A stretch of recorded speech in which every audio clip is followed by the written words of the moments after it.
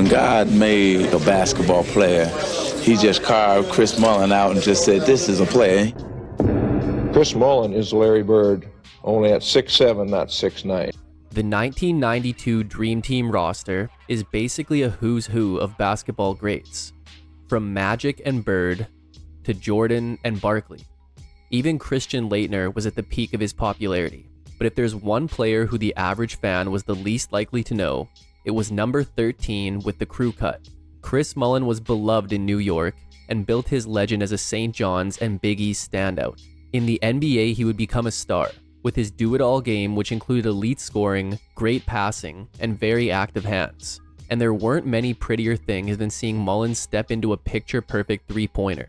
He had a 5-year stretch in the late 80s and early 90s where he was as good as anyone, acting as one of the league's best all-around players and being one member of the Warriors' too brief Run TMC trio. He would reach his peak in 1992, where he was an MVP candidate and would win a gold medal with the Dream Team. But then injuries would begin to steal more and more of his athletic ability, and while his work ethic and basketball IQ would be enough to keep him effective in the league for years, he could never reach the heights of his short-lived prime. After over a decade with the Warriors, he would spend his twilight years with the contending Indiana Pacers team, reaching 3 consecutive conference finals and making a finals appearance. Chris Mullin was a basketball player with few weaknesses on the court, but his weakness off the court almost ended his career, as he was on the verge of losing everything due to alcoholism. But in what may have been his last chance, he completely turned his life around, and in turn revitalized his career.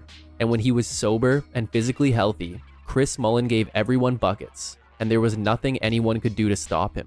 Let's jog your memory. A New York native, Chris Mullin was making a name for himself as a young teen, traveling to the Bronx and Harlem to test his skills against the best players in pickup games, quickly earning respect. And when it came to organized basketball, Mullin would begin his high school years at Power Memorial Academy, a school renowned for basketball, where he would team with future NBA player Mario Elie and win a freshman and JV championship.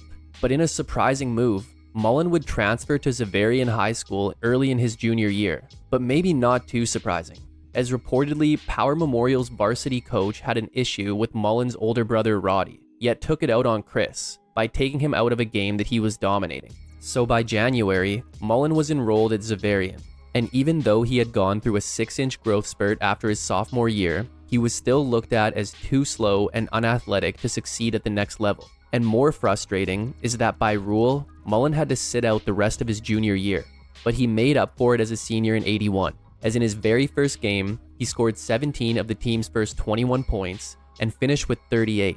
And by season's end, he had become New York's Mr. Basketball and led Xaverian to a state title. And some of the biggest programs were competing for Mullin's services, but ultimately, he would choose to go just down the road and attend local St. John's.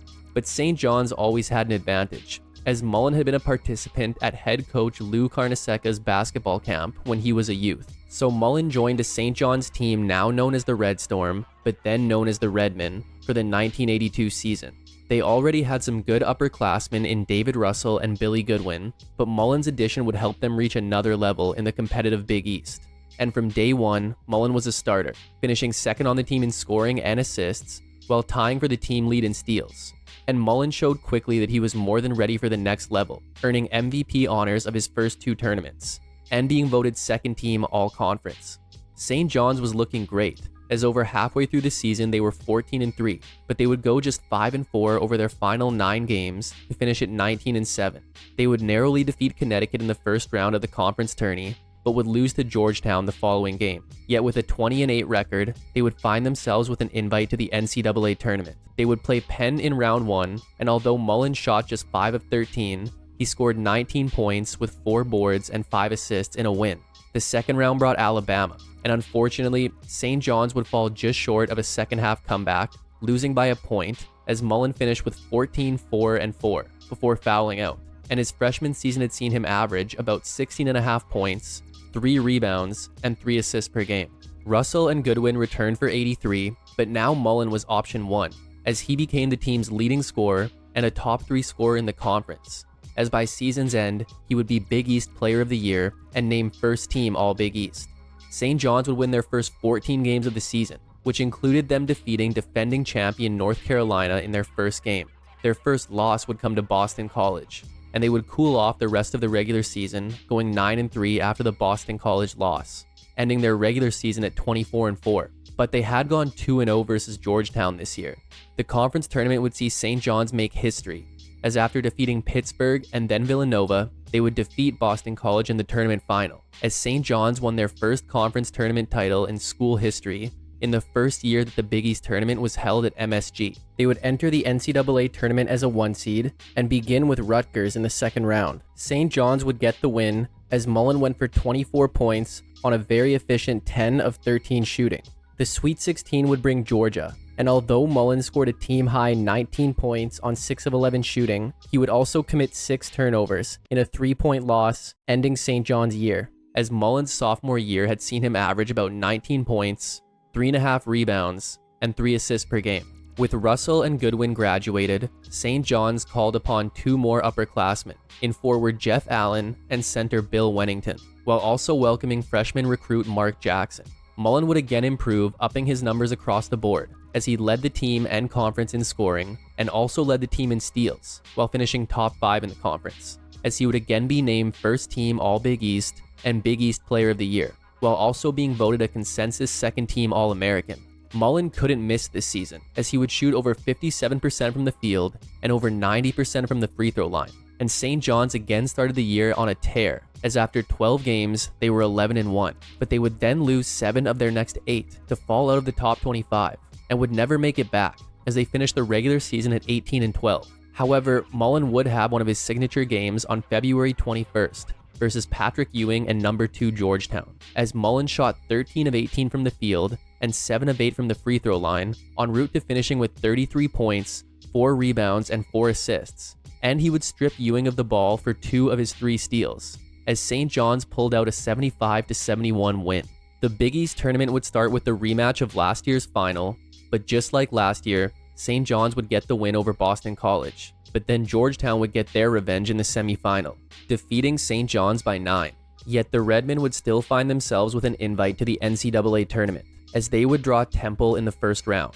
Mullin would put up a game-high 21 points along with 4 rebounds and 4 steals, and with the game tied at 65, with about 10 seconds left, Mullin stepped to the free throw line, but he would shockingly miss both, as Temple's Terrence Stansberry would go to the other end and hit a 25-footer to end Mullin's season, a season which saw him average about 23 points, 4.5 rebounds, and 4 assists per game.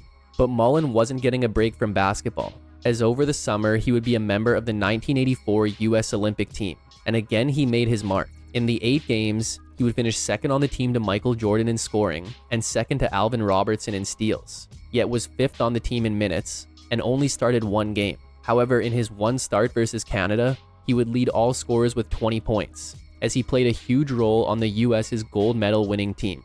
1985 saw St. John's field one of the best teams in program history. Wennington would play his best season to date, and Mullin continued with his usual production. But the biggest addition was JUCO transfer Walter Berry, as St. John's became one of the best offensive teams in the nation. Mullin would again lead the team in scoring and steals, as he would finish top 2 in the conference in both categories. And this would also mark his 4th straight season shooting at least 52% from the field, as this season saw him earn his 3rd straight first-team all-conference selection and his 3rd straight conference player of the year, while also being voted a consensus first-team All-American and even winning the Wooden Award.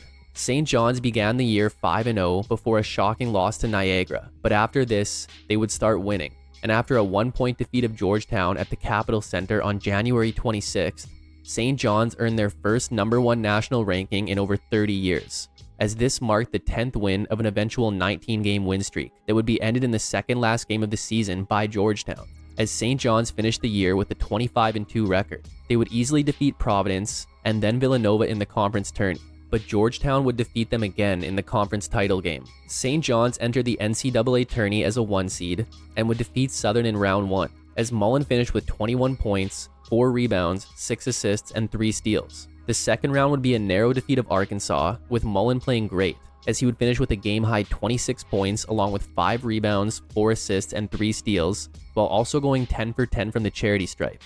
Kentucky would be their next test in the Sweet 16, and they would pass, as Mullin went for a game-high 30 points along with 5 rebounds, 7 assists, and 2 steals, setting up an Elite 8 matchup with NC State, and St. John's would punch their ticket to the Final Four, as Mullin finished with a game-high 25 points along with 5 rebounds and 3 steals. But if Mullin wanted to make it to the championship game, it was only fitting he would need to get through Georgetown, who was waiting for them in the Final Four. But Georgetown was ready for Mullin, as they would stifle the Star with their box-and-1 defense, leading to Mullin taking just 8 shots and scoring just 8 points in a blowout loss, as this would be Mullin's first time scoring less than 10 points in his last 100 games, as Mullin's senior season ended with him averaging about 20 points, 5 rebounds, and 4.5 assists per game. So Mullin was one of the top prospects in the '85 draft and had spent his entire life in New York, and his hometown Knicks would possess the first overall pick. But there was only one player they had their eye on, and that was Patrick Ewing. So after he was selected first, followed by 6 more big men, Mullin would be the first wing player off the board. Mullin would be selected by the Golden State Warriors, as the East Coast boy would be going west, and as Mullin recalls, him and his friends weren't even sure where Golden State was. Mullin joined an underachieving Warriors team who hadn't made the playoffs since 1977, yet featured guys like star forward Purvis Short, a high-scoring guard in Sleepy Floyd, and former #1 overall pick Joe Barry Carroll. But Mullin would struggle to find his fit with the team. Mullin's incredible work ethic was already well known, but once joining the Warriors, it seemed that he was the only one who possessed the desire to get better, as most of the other players just did their time and went home, as Mullin would lose his enjoyment for the game when no one else wanted to live in the gym with him. And NBA vet Kermit Washington, who spent some time with Mullin during a 1986 comeback attempt, would add that the team just didn't get along and were very distant. So Mullin was already homesick and would become even more isolated, and he would call home so often his phone bills were upwards of $600. On the court, Mullin was solid, but was used more as a spot-up shooter in the backcourt alongside Sleepy Floyd. He would come off the bench for his first 20 games, but didn't look like the Chris Mullin who had dominated the Big East for the past 4 years. He would eventually crack the starting lineup in mid-December and would see an uptick in his numbers. But the Warriors' chemistry just wasn't there, and while they were able to score, they weren't able to stop anyone from scoring, allowing the most points in the league. And then in early March, Mullin would be knocked out by a heel injury, which would ultimately end his season after playing 55 games, as the Warriors would go just 32-50 and miss the playoffs, with Mullin's rookie year seeing him average about 14 points, 2 rebounds, and 2 assists per game. Reportedly, after suffering his injury, Mullin ballooned to nearly 250 pounds, but was able to get back into shape before the '87 season, where he would be playing for newly hired coach George Karl. Mullin would have a relatively healthy season, as he would play and start in 82 games, which the Warriors needed, as Short would only manage 34 games. Mullin saw marginal increases in his averages, but his best improvement was his efficiency, as he shot over 51% from the field and over 30% from deep. He would hit double figures in 61 games, which included a 32-point outing in a December 13th defeat of San Antonio. Again, the Warriors were all offense, no defense, but they were playing better than last year, as they were able to win 12 more games than '86, with their 42-40 record being enough for the 5 seed in the West, and a first-round matchup with Utah. This would be a scrappy 5-game series, which would even see a fight break out in Game 2. But after falling behind 2-0, the Warriors rallied to win 3 straight and take the series. Mullin played a complementary role, as across the first 3 games he averaged less than 7 points and struggled to find his shot. But in Game 4, he would finish with 18 points on over 61% shooting. Then Game 5 would see him go for 15 points on over 58% shooting, as the Warriors were advancing to a second-round matchup with the Lakers. Although this series featured Sleepy Floyd's legendary 51-point performance in a Game 4 win, this would be the only win for the Warriors, as they lost in 5. Mullin again played mostly as a spot-up shooter, but was very efficient, as he shot nearly 51% for the series and would hit double figures in 4 of the 5 games, which included a 20-point, 4-assist performance in a Game 3 loss. But the Warriors' season was over, and Mullin's second year had ended, with him averaging about 15 points, 2 rebounds, and 3 assists per game. But the 1988 season would end up being make or break for Mullin, not just for his career, but maybe for his life. Purvis Short was gone to begin the '88 season, and the Warriors got off to a horrible start. After 16 games, they were 3-13, and while Mullin had been playing well, he looked off, and the Warriors had a new GM in Don Nelson, who would say about Mullin in a later interview, He didn't think much of himself, basically. He was a long way from home. He was feeling sorry for himself, and he was overweight. He was late for almost everything. He wasn't prepared to play physically or mentally. So it was clear to Nelson that Mullin had a drinking problem, something that both Mullin's father and uncle had struggled with.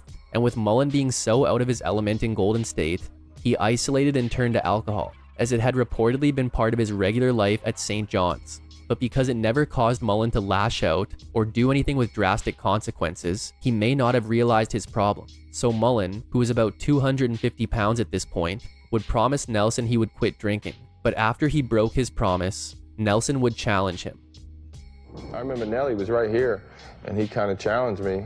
I had come late to practice, I think, or maybe missed practice, I'm not really sure. And he said, I think you got a problem. I think you should take care of it. I really wasn't sure what he meant. I mean, I did know, but I didn't want to know. You know what I mean? And Mullin would also explain that he needed someone to offer him help, as being an athlete had conditioned him to deal with everything on his own. Being an athlete, you learn to take on everything one-on-one. I can handle anything, you know? So that was a tough thing, was to say, hey, I need help. So on December 12th, Mullin would check into rehab in Inglewood, California, as he would miss the Warriors' next 21 games. He returned in late January to a Warriors team who were now 8-30. And although they wouldn't regain their footing, Mullin would, as for the first time in his pro career, he looked like St. John's Mullin. He put up much better numbers post-rehab, but the Warriors finished with just a 20-62 record, as Mullin's 60 games had seen him average about 20 points, 3.5 rebounds, and 5 assists per game. But Nelson would take over head coaching duties in 1989, as the Warriors were building something, and a sober Mullin was about to enter the league's elite. The poor finish in '88 landed the Warriors the 5th overall pick in the draft, as they would select Kansas State's Mitch Richmond. Floyd and Carroll had been traded last year, so the Warriors were now Mullin's team, and things started to come together. Mullin would have the best season of his career up to that point, playing and starting in all 82 games, while finishing first on the team in scoring and second in rebounding, assists, and steals, while shooting nearly 51% from the field. But Mullin wasn't just the team's best scorer, he was one of the best in the league, as his career-high 26.5 points per game would be the 5th highest mark in the NBA, and for his much improved efforts, he would be a first-time All-Star, as well as voted second-team All-NBA. Nelson had shifted Mullin to small forward to allow Richmond to start at shooting guard, and it didn't seem to bother Mullin, as he would hit double figures in 80 games, as well as score at least 40 in 3 games, which included his career high of 47 points on 64% shooting in an April 13th loss to the Clippers.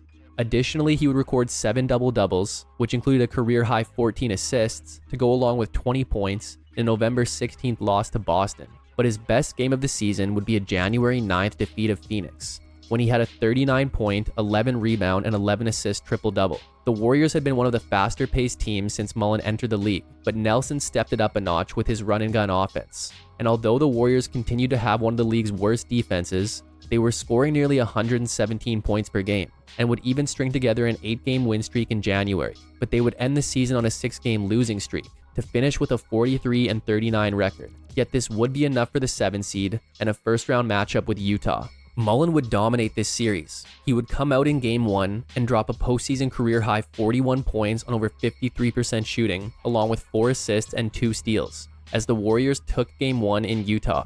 Game 2 would see Mullin finish with 22 points and 7 assists, while shooting over 58%, as the Warriors would win again, stealing both games in Utah and returning to Golden State with a commanding 2-0 lead. Then, with an opportunity to close out the series, Mullin came out and scored 35 points on over 54% shooting, along with 5 rebounds and 4 assists, as the Warriors won again, upsetting the Jazz with a sweep to set up a second-round matchup with Phoenix. Mullin continued his great play, hitting double figures in every game of this series, including 3 games with at least 28, and shooting nearly 54% from the field. But the rest of the Warriors struggled, as the team shot less than 44%, and for as good as Mullin played, he couldn't do it by himself, as Phoenix would defeat Golden State in a convincing gentleman's sweep.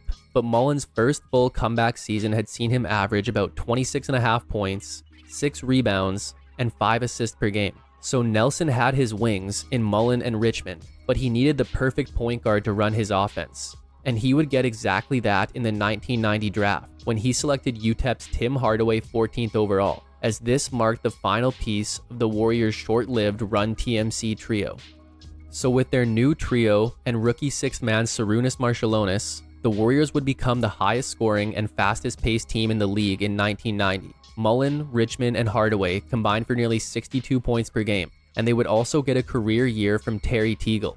Mullin was again a top 10 scorer in the league and one of the best at getting to the line, as this season would see him average a career-high 7.3 free throw attempts per game, as he would drain a career-high 17 free throws in a March 29th defeat of Utah. Overall, Mullin would hit double figures in every game he appeared in, including 23 games with at least 30, while also recording 8 double-doubles, which included a career-high 18 rebounds to go along with 33 points in a December 13th defeat of Denver. Once again, Mullin would be voted an All-Star, and this year would be named third-team All-NBA. However, even though the Warriors were again averaging over 116 points per game, they were allowing over 119. And allowing more than you score makes it hard to win, as they would finish with just a 37-45 record, which wouldn't be enough for the playoffs, as Mullin's year had seen him average about 25 points, 6 rebounds, and 4 assists per game. Unfortunately for Mullin, over the offseason he lost his father, but he didn't let this derail his sobriety, and instead, the Warriors would turn in one of their most memorable seasons of all time in 1991. Golden State featured the most lethal offensive trio in the NBA, as Run TMC would combine for nearly 73 points per game, with Mullin again leading the way as their top scorer, while also finishing second on the team in assists and steals. He would again finish as a top 10 scorer in the league, and would finish top 10 in steals. And another incredible season would get Mullin his third straight All-Star selection and a spot on the All-NBA second team. Mullin would hit double figures in all 82 games, including 21 with at least 30 and 5 double-doubles. It wasn't hard to score on the Warriors, as they allowed the second most points in the NBA, but it was very hard to stop them from scoring, as the league's second highest scoring team, overwhelming teams with their relentless motor. And while they were still allowing 115 points per game, they were averaging over 116, which helped them finish the season above 500 with a 44-38 record, as this would be enough to get them the 7th seed in the West and a first-round matchup with San Antonio. Game 1 would end in an expected San Antonio victory, as Mullin finished with 29 points and 8 rebounds on 50% shooting. Then Mullin would come out in Game 2 with a complete performance, as his 27 points, 7 rebounds, and 6 assists helped the Warriors steal one in San Antonio. Back in Golden State, Mullin would go for 22 points and 7 rebounds on 9 of 14 shooting in another win. Then with a chance to close it out, Mullin put up 23 points, 7 rebounds, and 4 assists on 60% shooting, as the Warriors won easily to upset the Spurs and advance to a second-round matchup with the Lakers. A strained right knee would keep Mullin out of a Game 1 loss, but he was back in Game 2, which would be a memorable duel between he and Magic Johnson. Magic went for 44 points, 12 rebounds, and 9 assists, but Mullin responded with 41 points and 5 assists, while going 16 of 21 from the field and 4 for 4 from deep. As the Warriors stole a game in LA, Mullin struggled going forward, as a close Game 3 loss would see him put up 13 points and 11 rebounds, yet shoot just 4 of 14 from the field. Then a Game 4 loss would see Mullin score just 9 points on 4 of 13 shooting. He came back to life in Game 5 with 26 points and 8 rebounds on 10 of 16 shooting, but LA would outlast Golden State in overtime to end the Warriors' season, as Mullin's year had seen him average about 25.5 points, 5.5 rebounds, and 4 assists per game. But while Warriors fans thought they would be running it back in '92, they found out in early November that would not be the case. After being dominated on the glass throughout the LA series, Nelson would make a move to acquire a player with size and rebounding ability, yet one who still had the finesse to be effective in his run-and-gun offense. And the guy he decided on was incoming Kings rookie Billy Owens. And he would get him, but to do so, he traded away 1/3 of Run TMC, as he sent a package headlined by Mitch Richmond, blindsiding Warriors fans and players. But the deal was done, and the Warriors were about to begin the '92 season with a new look. Owens would have a good rookie year, and Marciulionis would step into the starting two-guard spot left vacant by Richmond and have the best season of his career. So while neither of these two were Richmond, they made up for the lost production. But it was the now duo of Mullin and Hardaway who each reached their peak this season. The two would combine for 49 points per game, as Mullin would again lead the team in scoring while playing a career high and league-leading 41.3 minutes per game. and he would lead the team in steals, as he would finish top 10 in the league in that category, while also finishing as a top 3 scorer in the league. And he did so on over 52% from the field and a then career high 36.6% from deep.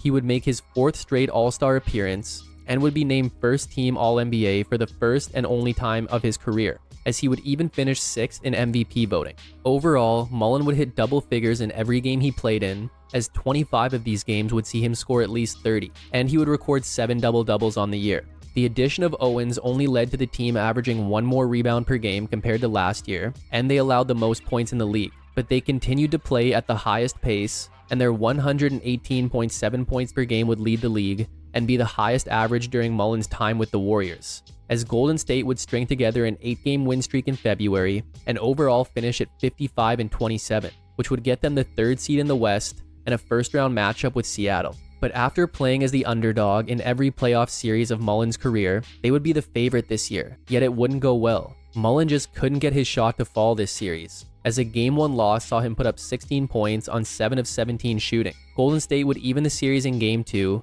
as Mullin had 20 points, 7 rebounds, and 6 assists, but again shot just 7 of 16. Game 3 was his best with 24 points on 50% shooting, but the Sonics would win by 1 to go up 2-1. Then in Game 4, Mullin would have just 11 points on 4 of 12 shooting, as the Warriors lost by 3, ending their season earlier than expected. But Mullin's regular season had seen him average about 25.5 points, 5.5 rebounds, and 3.5 assists per game. But beginning next season, Mullin would start to have more and more trouble staying on the court. But first, over the summer, Mullin would get the taste of losing out of his mouth, as he had been named one of 11 NBA players, along with 1 college player, to represent the United States at the 1992 Summer Olympics, marking the first time the US would send professionals. And it went as expected, as the roster dubbed the Dream Team would go 8-0 with an average victory margin of nearly 44 points, en route to a gold medal, with Mullin playing a valuable role as a sniper, taking over 3 shots per game from beyond the arc and hitting nearly 54% of them, as he would finish as one of 5 Dream Teamers to average double figures. Back in the association, the '92 draft had seen the Warriors select Alabama's Latrell Sprewell in hopes of beginning a new TLC trio, but the '93 season marked the beginning of years of injury woes for Golden State. Marshallonis appeared in just 30 games this season, and Owens would miss about 3 months in the middle of the year with knee issues. But for roughly the first half of the season, the Warriors were staying afloat, with their Mullin and HArdaway duo leading the way, as over their first 45 games of the season, Mullin had hit double figures in every one of them, and recorded 2 double-doubles. But for basically all of January, he had been playing with an injured thumb on his non-shooting hand, yet had still managed to be the league's 4th leading scorer and get his 5th straight All-Star selection. But he would aggravate the injury in the first half of a February 5th game versus Washington, as he tore the ligament in his thumb and would require surgery. And the recovery would lead to him sitting out the final 36 games of the season, with the Warriors finishing at 34-48 and missing the playoffs, as Mullin's shortened year had seen him average about 26 points, 5 rebounds, and 3.5 assists per game. Mullin's thumb healed over the offseason, and the Warriors had orchestrated a draft day trade which saw them send a package headlined by 3rd overall pick Anthony HArdaway to the Orlando Magic for their 1st overall pick and eventual Rookie of the Year Chris Webber, as they looked quite promising, with the high potential trio of Webber, Sprewell, and Owens, alongside the veteran leaders of Mullin and HArdaway. But once again, injuries completely derailed this.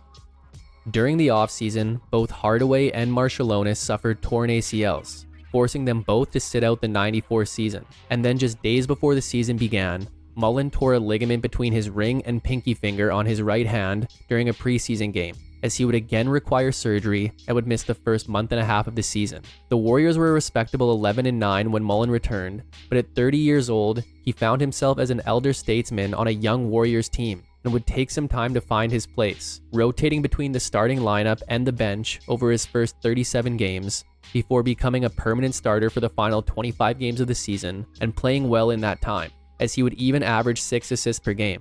And the Warriors would go 16-9 in that span to finish at an impressive 50-32 and get a first-round matchup with Phoenix. Mullin started slow in Game 1, as he would put up a modest 14 points and shoot about 43% in 43 minutes of action. as the Suns beat the Warriors by 7. But Mullin put the Warriors on his back in Game 2, as in 44 minutes of action, he would finish with a team-high 32 points on nearly 62% shooting, along with 7 rebounds and 5 assists. But a great performance from Kevin Johnson would get the Suns another win. Mullin kept it going in Game 3, as he would play all 48 minutes and pour in a team-high 30 points on 11 of 16 from the field and 4 of 6 from deep, along with 4 rebounds, 4 assists, and 3 blocks. But a 56-point performance from Charles Barkley would will the Suns to a 7-point victory and push them through to the second round, as Mullin's season had seen him average about 17 points, 5.5 rebounds, and 5 assists per game. The 95 season looked to have promise, but that would disappear quickly. Webber was unhappy for many reasons, with one of those being that he played out of position as a rookie, as Nelson would play him at center instead of his natural power forward. So right before the season, Nelson orchestrated a trade with Miami, which saw him send Owens to the Heat for center Ronnie Cycli. But the conflict between Webber and Nelson ran a lot deeper, and if anything, this made things worse, as Webber and Owens were good friends. So after sitting out the beginning of the year, Webber would be traded to Washington for a package headlined by Tom Gugliotta. Hardaway would return for 62 games this year, but when the season began, they were also missing Mullin. For the second year in a row, Mullin got injured in the preseason, as this time he would sprain his knee and strain his hamstring in an exhibition game with Portland, as he wouldn't make his season debut until January 10th. And then after just 2 games, he would miss the next 2 months, as he would deal with an ankle injury, as well as a more concerning condition which caused a loss of blood flow to his brain, as he had suffered from fainting and seizures this year up until the point of his diagnosis in early March. He would make his return on March 13th and quickly re-enter the starting lineup and play in the remaining 23 games of the season while still putting together some solid performances, like a 33-point performance in his first game back as a starter on March 15th versus the Lakers, and then on April 4th he would have a 25-point, 13 rebound, and 13 assist triple-double in a win over Phoenix. But with all the turnover and Don Nelson stepping down as head coach and GM mid-season, the Warriors only managed a 26-56 record and missed the playoffs, as Mullin's brief season saw him average about 19 points, 4.5 rebounds, and 5 assists per game. The Warriors' transition to a younger team continued with the drafting of Maryland's Joe Smith first overall. But for the first time in years, they would begin the season with both Mullin and Hardaway in the starting lineup. Mullin was putting up solid stats for the team, but after 19 games, he would be demoted to a bench role by new head coach Rick Adelman, as Hardaway would also see himself relegated to a bench role. But after the trade deadline, the Warriors would only feature one member of the Run TMC trio. An unhappy Hardaway would be sent to the Miami Heat, as Mullin was now both the first and last member of the once vaunted trio, but he didn't spend much more time on the court, as in early March he would get his hand caught in Anthony Mason's waistband during a loss to the Knicks, and again tear ligaments on his non-shooting hand, as this would end his year, with the Warriors finishing with a 36-46 record and missing the playoffs, as Mullin's year had seen him average about 13.5 points, 3 rebounds, and 3.5 assists per game. Over the offseason, the Warriors had acquired veteran point guard Mark Price, who would give them good minutes and production. Joe Smith would have the best year of his career, and Sprewell was one of the league's top scorers. And then there was Mullin, who was finally able to stay healthy, appearing in 79 games and starting 63 of them. He wasn't giving the same production as in the early 90s, but he was still the team's third leading scorer and would finish second in assists and steals. And even though he only took 10 shots per game, he made them count, as his 55.3% shooting from the field would be a career high and a top 5 mark in the league. And he would also shoot over 41% from deep, as a less mobile Mullin would begin to transition to more of a spot-up shooter. Mullin would hit double figures in 62 games and would even record 2 double-doubles this year. But the Warriors had a slow start and were never able to recover. They continued with their all-offense, no-defense philosophy, yet although they were a top 10 scoring offense, they would allow nearly 5 more points per game, as they would finish at 30-52 and miss the playoffs, as Mullin's season had seen him average about 14.5 points, 4 rebounds, and 4 assists per game. But after over a decade with the franchise, Mullin would have a new home in 1998. In mid-August, the Warriors would send Mullin to Indiana, as the Pacers were trying to win now, and Mullin had shown last season that he can still produce. Mullin joined a Pacers team led by Reggie Miller, who also featured big man Rick Smits, and Mullin's former St. John's teammate Mark Jackson. A 34-year-old Mullin would start at small forward, and although he averaged less than 27 minutes a night, he would play and start in all 82 games for the first time since 1991. He would be one of 3 Pacers to average double figures and would really become a lethal spot-up shooter during his time in Indiana, as he would shoot 44% from deep, which would be the 3rd highest mark in the league. And while he had always been an automatic free throw shooter, he was the guy you wanted at the line in 1998, as he would be at the top of the league, making 93.9% of his free throws. After years in the Warriors' fast-paced offense, playing at a much slower pace in Indiana would do wonders for Mullin's longevity, and it worked for the Pacers, as they boasted a top 5 defense and would finish with the 2nd best record in the East at 58-24, getting them a first-round matchup with Cleveland. Mullin came out hot with 20 points in a Game 1 blowout win, but then he would score a combined 10 points as the team split the next 2 games. But he was great in Game 4, playing over 38 minutes and scoring 12 points on 5 of 6 shooting, as the Pacers advanced to a second-round matchup with New York. Indiana would take the first 2 games, yet Mullin would average just 6.5 points. The teams would split the next 2, but Mullin played great, averaging 17 points on a combined 12 of 21 shooting, before putting up 8 points in a Game 5 win to advance to his first conference finals of his career. Unfortunately, the Pacers would run into Michael Jordan and the Bulls, and while they gave Jordan all he could handle, pushing the Bulls to 7 games, they would come up short. Mullin was quiet most of the series, but did have a great Game 2, as he would score 18 points on 6 of 10 shooting and add 5 rebounds in a loss. But Mullin's solid first year in Indiana had seen him average about 11.5 points, 3 rebounds, and 2.5 assists per game. The 99 season got off to a late start due to the lockout, and although it was shortened to 50 games, for the 2nd straight season, Mullin would play and start in every game. He would be one of 4 players on the team to average double figures and continue to be a lights-out 3-point shooter, as this year, while recording over 3 attempts per game, he would make them at a career-high 46.5%, which would also be the 2nd highest mark in the NBA. The Pacers flipped the script a bit this season, as they would be a middle-of-the-pack defense, but the 6th highest scoring team in the league, finishing with a 33-17 record, which was good for the 2 seed and a first-round matchup with Milwaukee. This would be a 3-game sweep for Indiana, as Mullin would average about 11 points and hit double figures in 2 of the 3 games.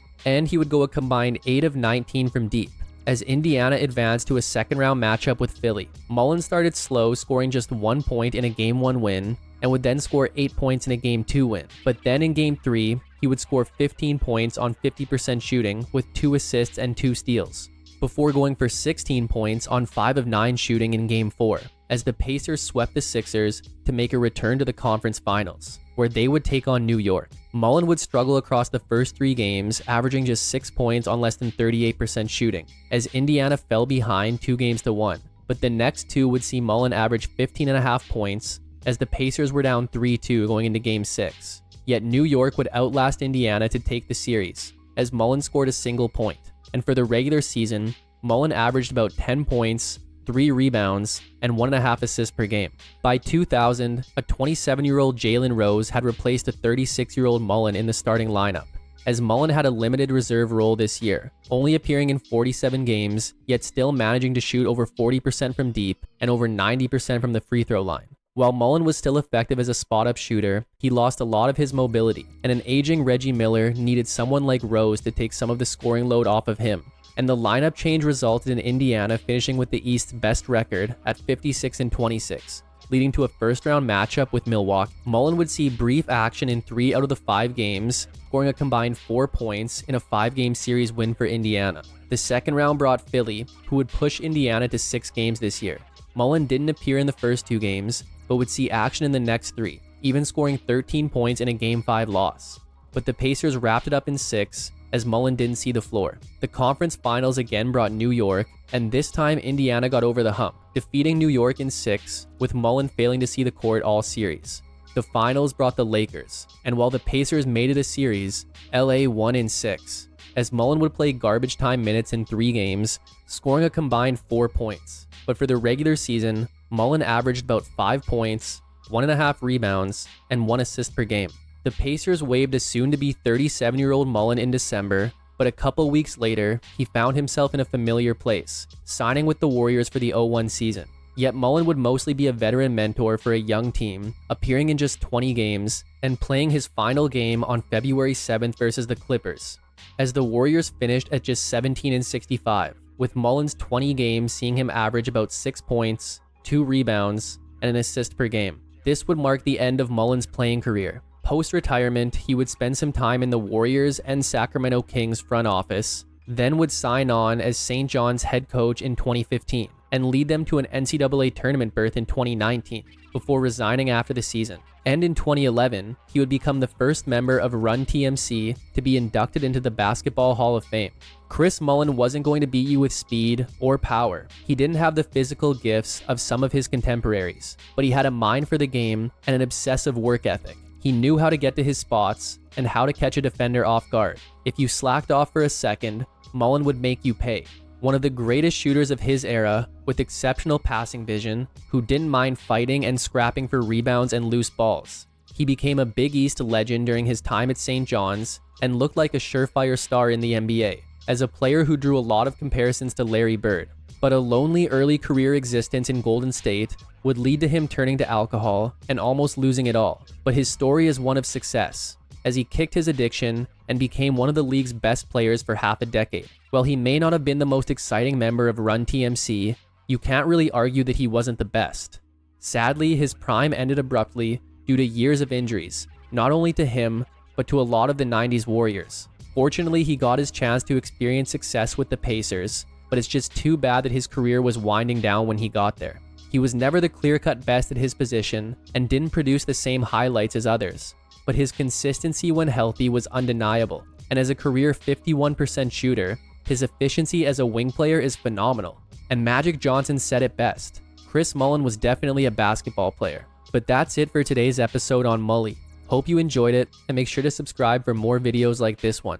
If you liked it, here's a couple more videos on the other 2 players who made up the Run TMC trio.